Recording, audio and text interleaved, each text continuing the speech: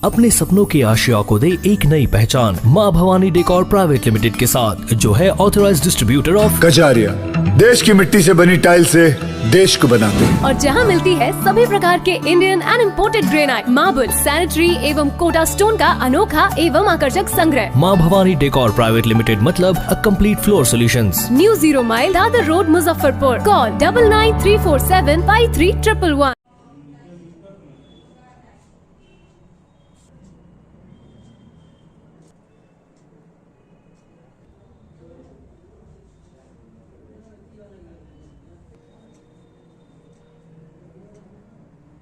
मुजफ्फरपुर में जाने पहचाने फिजिशियन के रूप में हैं और समाज सेवी का भी काम करते हैं। बराबर बढ़ चढ़ के हिस्सा लेते हैं। कोरोना काल में भी बढ़ चढ़ के हिस्सा लिए थे, जागरूकता करते रहते हैं हर बीमारी के लेके।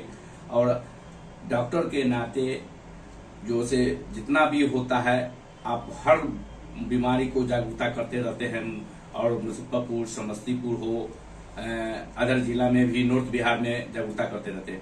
अभी जो ठंड का मौसम आ गया है, इसमें ज्यादा खासकर लीवर का इफेक्टेड ज्यादा होते हैं। क्यों होते हैं? ठंड के मौसम में तो पुरानी बीमारी भी उखड़ के सामने आ जाती है। लीवर का मेनली रोल तो खाना और ये सब चीज पचाने के दौरान में है। ठंडा में क्या होती है कि लोग थोड़ा ज्यादा खाते भी हैं और इस चीज का प्रभाव भी थोड़ा ज्यादा रहता है। तो इसमें एक चीज ध्यान दे सकते हैं, ऐसा कोई बहुत ज्यादा योगदान नहीं कि ठंडा में लीवर ही सिर्फ खराब होगी या कोई जैसा दिक्कत होगा, लेकिन हाँ फिर भी पेट का शिकायत रहता है। तो इसमें यह है कि आप घर का बना हुआ खाना सब चीज खाएं, बाहर का रूप से भी कोई चीज ज्यादा तेलपक पदार्थ वाली चीज ना लें और घर का खाएं और उबला हुआ पानी पिए। यही चीज जो है मेन चीज है जो आपको 90% बीमारी से अभी ठंड के समय में बचा सकती है। एक बात और, आप कोशिश कर सकते हैं कि हाइजीनिक खाना के साथ आप जब भी कोई चीज जैसे दूध पी रहे हैं, हर उम्र के व्यक्ति जो है दूध पीते ही हैं, उसमें हल्दी डाल के जरूर सेवन करें या फिर तुलसी का चाय पिए। काढ़ा पी सकते हैं, वो आपके शरीर के तापमान को मेंटेन करके रखिएगा। और इससे बेहतर चीज आप जो है सो कि आपको आयुर्वेदिक भी चीज आती है जो आपको इम्यून सिस्टम, जैसे आपका च्यवनप्राश हो गया, आपका बहुत ऐसा चीज होती है जो आप उसको अपने सेहत के लिए अभी ठंड के मौसम से बचाने के लिए आप ले सकते हैं। अभी देखा जा रहा है कि ठंड के मौसम जैसे शुरुआत होते हैं तो लोग तेल पका सामान अधिक खाते हैं करते हैं, जिसके लेके मतलब कि जो है से लीवर बढ़ना, पेट संबंधित बीमारियां बढ़ना और ज्यादातर डायबिटीज बढ़ने का मतलब कि ये रहता है। तो वैसे जो अभी पहले ओल्ड एज वाले को डायबिटीज हुआ करते थे, अब तो देखा जा रहा है कि 10 साल के बच्चे को डायबिटीज हो रहा है। क्यों हो रहा है? तो देखा जाए ओल्ड एज में क्या होती है कि डायबिटीज ओल्ड एज का ही चीज है। उसमें आपका एक पेनक्रियाज हालांकि जनरली 2 तरह के डायबिटीज मेनली देखा गया है। ओल्ड एज का जो डायबिटीज है वो आपको हार्मोनल प्रॉब्लम के थ्रू होती है। कम एज में जो डायबिटीज होती है किसी भी बच्चे को, वो आपको बाय बर्थ ऑर्गन में फेल्योर होती है, उस वजह से ऐसा होता है। जैसे पेनक्रियाज जो हार्मोन बनाता है, मेनली होता क्या है कि ब्लड एक ग्लूकोज को डाइजेस्ट करने के लिए हमारा शरीर एक हार्मोन बनाता है जिसको इंसुलिन या ग्लूकागोन बोलते हैं। यही 2 चीज है जो हमारे शरीर के ग्लूकोज को और ब्लड को, दोनों चीज को एक मापदंड में बैलेंस करके चलता है। बच्चे में जनरली देखा गया है डायबिटीज, उसके लिए तो एक प्रॉपर ट्रीटमेंट है, लेकिन उसका ऐसा कोई कारण नहीं है कि हाँ खान पान के वजह से हो गया या कुछ ऐसा। बच्चे को बाई बर्थ भी बीमारी हो जाती है या फिर ऐसा मतलब क्या बोले, इडियोपैथिक बोला जाता है, उसका कोई कारण नहीं होता है।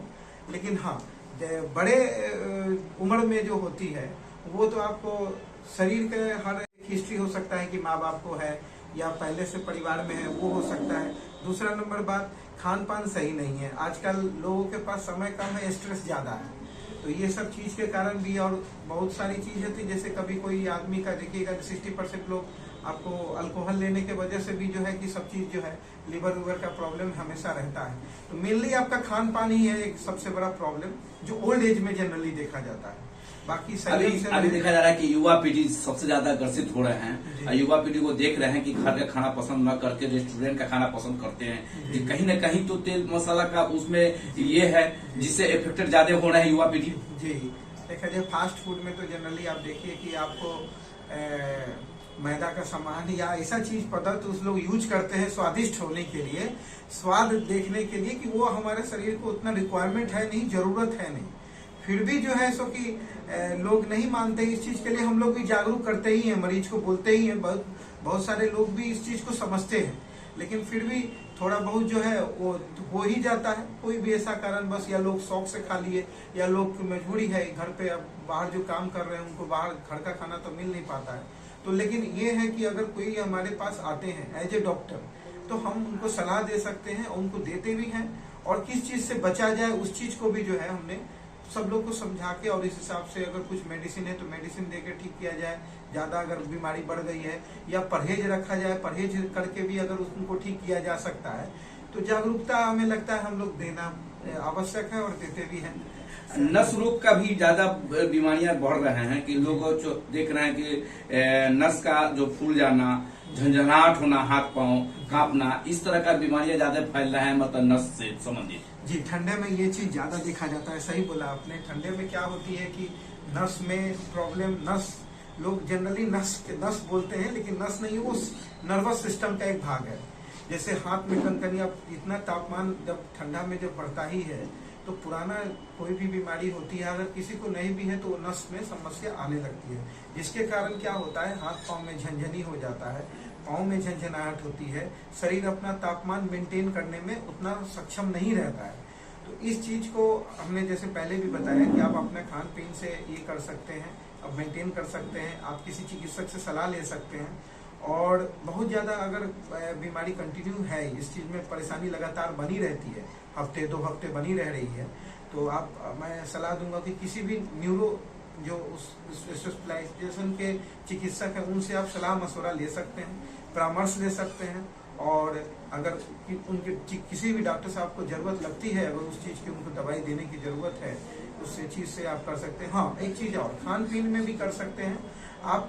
नस से संबंधित कुछ ऐसा पोषक तत्व है कि जो कमी है, जो बेसिक सप्लीमेंट एक जरूरत होती है, वो आपका बॉडी रिक्वायर कर सकता है।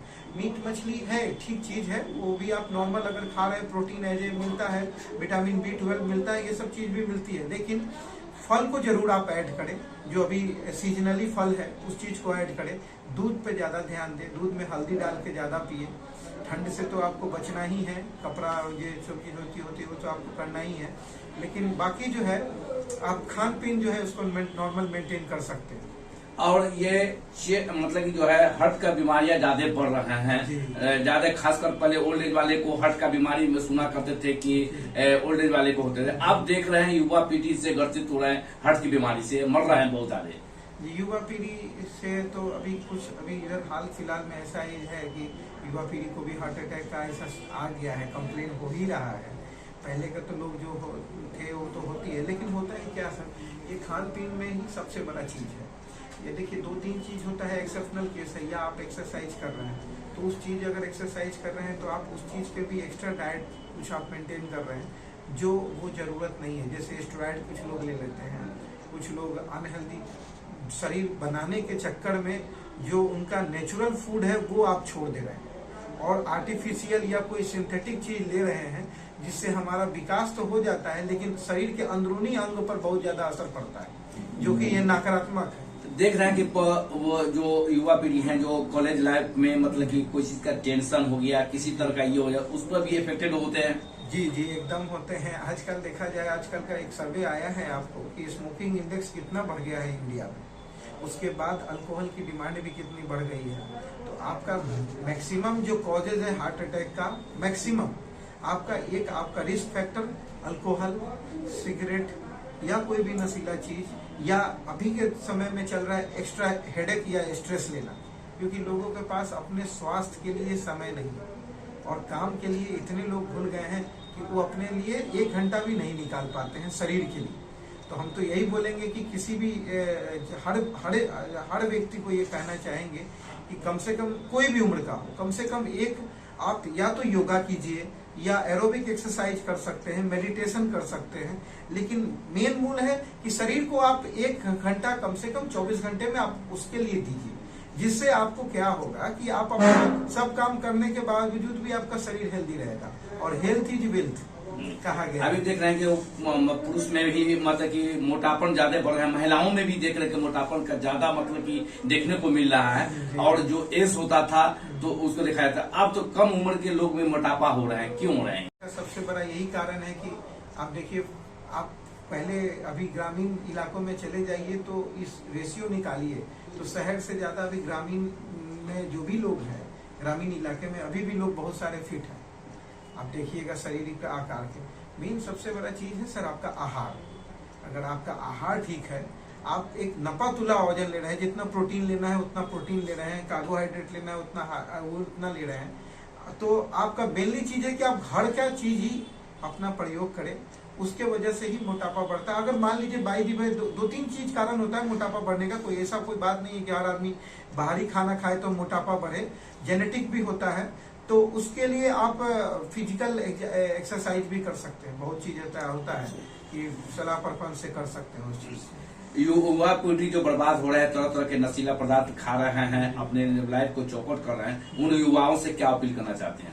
युवाओं से तो हम हमेशा अपील करते हैं और आज भी कर रहे हैं और आगे भी करते रहेंगे कि कृपया इस चीज को जितना कम हो सके करिए।